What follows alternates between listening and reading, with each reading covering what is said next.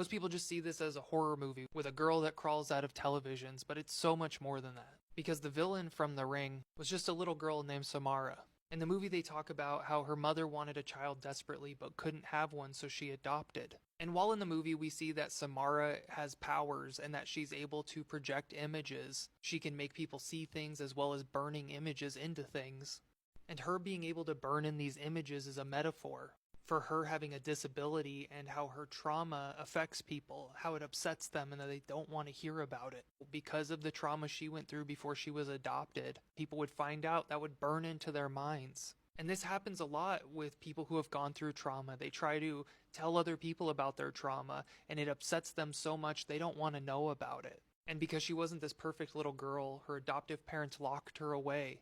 They put her up in this room in the top of a barn and would take away the ladder so she couldn't get back down. They would isolate her because they didn't want to deal with her disability. They didn't want to deal with her trauma.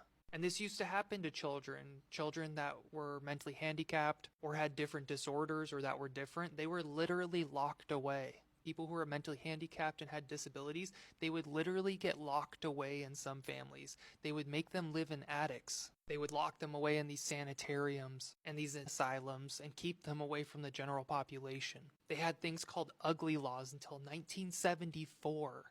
So if people didn't want to look at you, if you were disabled or if you were mentally handicapped, they would lock you away. And this is exactly why ignorant people like this think this is a modern problem and that like autistic people didn't exist before. It's because they used to lock them away. Because people like this grew up with these ugly laws, so they didn't have to see it.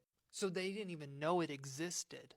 People think that these disabilities are some modern problem. This has always existed because people were hidden from the general population. So of course they don't know. And this is exactly what happened to Samara. Because she had a disability, she was locked away.